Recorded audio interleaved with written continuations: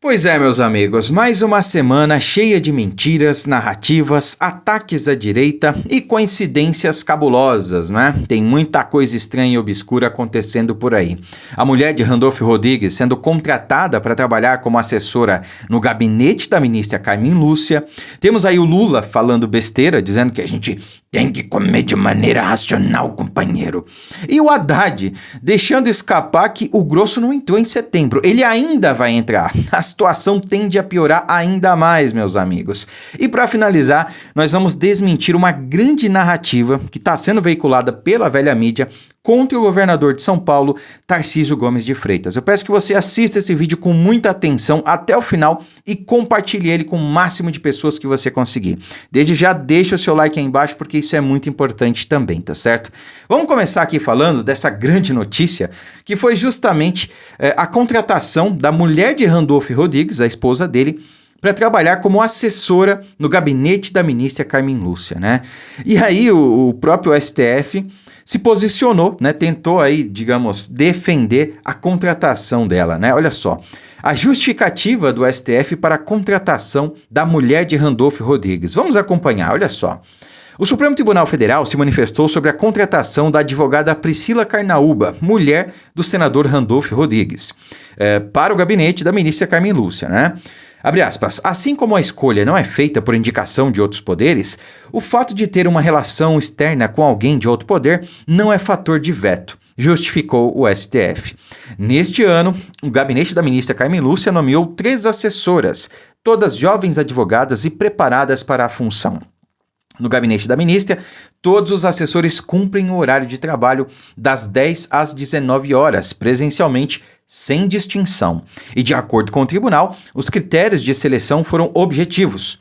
Havia vaga de assessor no gabinete da ministra Carmen Lúcia, diversos currículos foram analisados e após entrevista e por cumprir as exigências, ela foi selecionada por ter mais ligação com temas de direito público, explicou o STF, né? Vocês acreditaram aqui nessa justificativa, digamos assim, do STF, né? Porque, olha, para mim ainda tem questões estranhas, no mínimo, para dizer o mínimo, nessa história aí, né? Eu não tô aqui duvidando da competência da doutora Priscila Carnaúba. Não é isso, pelo amor de Deus, né? Mas há uma ligação clara e objetiva entre ela e Randolph Rodrigues. Ora, será que isso não seria um conflito de interesses? Tendo em vista que é de atribuição do STF julgar os senadores e vice-versa, é atribuição do Senado julgar os ministros do STF. Não seria um conflito de interesses ter a sua própria esposa trabalhando no gabinete de uma ministra do STF?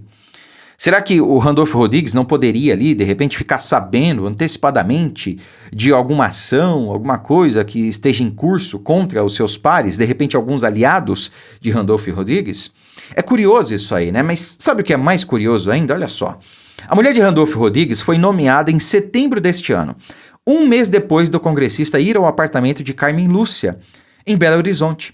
A magistrada, inclusive, recebeu o convite para comparecer ao casamento de Randolph Rodrigues em julho. Embora não haja detalhes sobre o salário de Priscila, sabe-se que os auxiliares de Carmen Lúcia ganham entre 10 e 30 mil reais, né? Então, não estou fazendo nenhuma afirmação, mas como a matéria traz aqui pra gente, o Randolph fez uma visita à ministra Carmen Lúcia um mês antes da nomeação da sua esposa para trabalhar no gabinete dela. Então, embora o STF tenha se posicionado dizendo que foi um critério objetivo, que não sei o quê, não parece ser este o caso. Novamente, não estou afirmando, né? A matéria traz aqui essa questão e eu gostaria de compartilhá-la com vocês. O que vocês acham? Coloquem aí nos comentários. Bom, vamos para a próxima notícia que parece ser uma bomba, né? Petrobras quer retomar investimentos na Venezuela. É isso aí. Criminosos voltaram à cena do crime, e eu não estou citando nomes aqui, se a carapuça servir, o problema é de vocês, mas o que a gente está vendo é isso aí. Petrobras quer retomar investimentos na Venezuela. O presidente da Petrobras, Jean Paul Prats, que foi indicado pelo Lula, disse nesta quinta-feira que considera seriamente investir na indústria de petróleo da Venezuela após os Estados Unidos suspenderem sanções contra o país por 6 meses. A estatal já teve negócios no país vizinho no passado, como sócio da PDVSA, que é como se fosse a Petrobras lá dos Estados Unidos, né? em projetos de exploração e na refinaria Abreu e Lima, em Pernambuco, alvo de investigações da Operação Lava Jato. Não precisa falar mais nada, né? Aí eu pergunto para vocês, a Petrobras é uma sociedade de economia mista. Metade do capital é público, metade é privado, né? Na verdade, um pouco mais que a metade é público, né? Por isso que a Petrobras aí é conhecida como uma empresa estatal, não é bem estatal, é uma sociedade de economia mista. Pois bem, metade do capital da Petrobras, portanto, metade desse investimento que será ou poderia ser feito na Venezuela é nosso, é dinheiro público, é dinheiro do pagador de imposto, né? É dinheiro que é do contribuinte, que deveria ser utilizado aqui. A partir do momento que se investir esse dinheiro aí na Venezuela, meu amigo, a infraestrutura, mão de obra, vai ser tudo oriundo de lá. Vai ser tudo investido lá, não para o Brasil. E deveria ser aqui no Brasil. Então, ao meu ver, essa é mais uma maneira que o desgoverno Lula, através da Petrobras, faz de investir em uma ditadura amiga, lá do seu amiguinho Nicolás Maduro. Tem TCU lá na Venezuela, o negócio lá é auditado. E, além do mais, a gente viu aqui que tem empresas, né, que foram alvos de investigação na Operação Lava Jato. Cara, salta aos olhos que realmente o que esse desgoverno quer fazer novamente é corrupção. É esbanjar com o nosso dinheiro para ajudar lá o país amiguinho, a ditadura do Nicolás Maduro, né? Esse criminoso conhecido e procurado pelos Estados Unidos, né? Um procurado internacional por envolvimento com tráfico de drogas, com outras situações aí horrendas, né? Essa é que é a questão. Eu espero que o parlamento tente barrar de alguma maneira essa intenção aí do Jean Paul Prats de fazer esse investimento na Venezuela. Não é de interesse público, não é de interesse da população brasileira, né? Bom, e agora nós temos a grande notícia, que é justamente o grosso entrando, que o Lula disse que o grosso ia entrar em setembro, né? A gente não sabe de que grosso ele estava falando. Agora a gente vê que não é coisa boa, né? O Haddad já deixou escapar que a situação ainda vai piorar, né? Se já tá ruim, calma que vai ficar pior, né? Realidade chegou. A desaceleração econômica forte e a atividade do terceiro trimestre preocupa, diz Haddad, né? O ministro da Fazenda, Fernando Haddad, disse nesta sexta-feira que vem sinalizando desde o primeiro semestre que haveria uma desaceleração econômica forte no Brasil, alertando que a atividade do terceiro trimestre preocupa. Falando em coletiva de imprensa sobre a resolução da Comissão de Valores Imobiliários, né, relacionada ao plano de transformação ecológica, Haddad disse que é necessário traçar a melhor trajetória possível para haver um equilíbrio entre as atividades e a inflação, e afirmou que os diretores do Banco Central, que defenderam cortes de 0,5 ponto percentual na taxa Selic, estavam corretos, dado o nível de aperto na política monetária, né? E aí eu pergunto para vocês, já nesse fim de semana, se não me engano, a conta de energia vai aumentar 10%, salvo engano, já nesse fim de semana, tá? E a Petrobras já anunciou também aumento de 25 centavos no litro do diesel. Se aumenta o valor do diesel, vai aumentar o valor de todo o restante. Tem toda uma cadeia, porque tudo é transportado por caminhão, né? E, portanto, utiliza diesel. E aí a gente tem notícias aí de que o PIB realmente só está ladeira abaixo. Nós estamos aí com 10 meses de desgoverno e já são 100 bilhões de reais de rombo nas contas públicas, de déficit. Quem vai pagar essa conta, né? E para finalizar, antes da gente falar da fake news contra o Tarcísio, o Lula defendeu que as pessoas comessem de maneira racional, né? Vejam por vocês mesmos.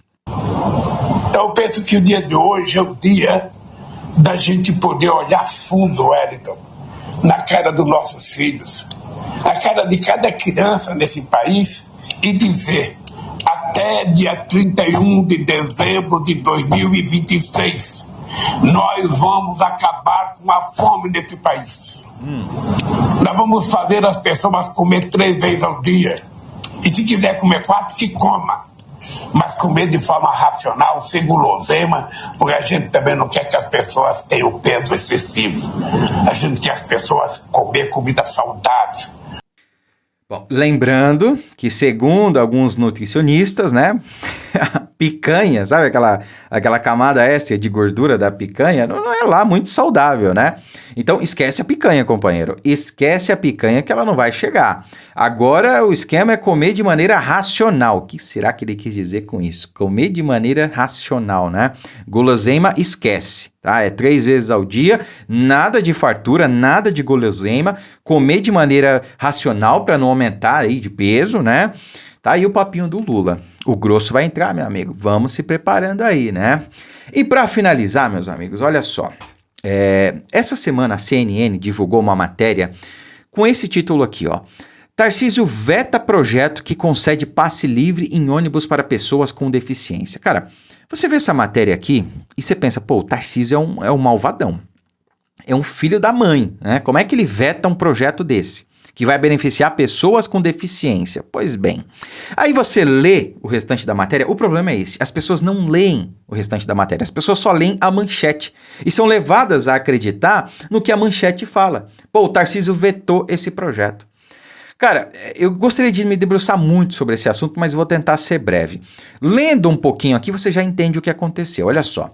O governador de São Paulo, Tarcísio de Freitas, vetou nesta quarta-feira, dia 18, um projeto de lei que previa a gratuidade de ônibus intermunicipais para pessoas com deficiência.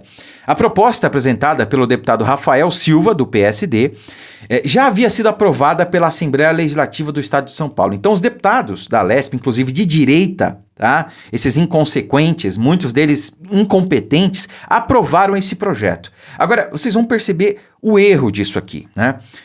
Tarcísio afirmou em nota que, segundo a legislação vigente, cabe exclusivamente ao Poder Executivo a definição das tarifas de serviços públicos e os contratos de concessão em vigor não podem ser alterados. Não podem ser alterados. Ou seja, por conta disso, é que ele não pode dar gratuidade para as pessoas com deficiência, né? E se o Estado fosse custear essa gratuidade, ele teria que dizer no projeto, de onde ia sair esse valor para custear a gratuidade. Caso contrário, vamos supor que o Tarcísio vai lá e aprova esse projeto aí. Crime de responsabilidade, impeachment. Cara, eu sei disso, eu não sou deputado, eu não tenho ali 30 assessores, eu não tenho toda a máquina à minha disposição para me trazer informação, eu sei disso. Como é que os deputados da Alesp, os deputados estaduais de São Paulo, não sabem disso? São, em grande maioria, incompetentes. E aí eu estou me referindo principalmente aos deputados de direita. Eu disse para vocês na campanha, olha, votem em mim porque o Tarcísio vai precisar de ajuda. Tem muita gente lá que vai querer fazer a caveira dele. E tá aqui, ó, já começaram a desgastar o nome do Tarcísio. Ele ficou mal na fita, obviamente. Pô, como é que você veta um projeto desse? Vetou porque senão poderia até sofrer o impeachment. E quem contribuiu para isso foram os deputados de direita que votaram a favor desse projeto. Porque ele poderia ser sanado já na Assembleia Legislativa. O pessoal já deveria ver ali, ó. Não, tá errado isso aqui. O governador não vai poder aprovar isso aqui. Não tá dizendo de onde vai sair a gratuidade. O governo pode até custear, mas não tá no projeto de onde vai sair esse valor. Tem que estar lá. E ele não pode simplesmente alterar o projeto, porque a própria lei ali, o contrato de concessão, já prevê que não pode haver alteração. Essa é que é a questão. Então eu peço que vocês divulguem muito esse vídeo, deixem o seu like para que esse vídeo chegue ao maior número de pessoas possível, tá? Muito obrigado, fiquem com Deus e até a próxima.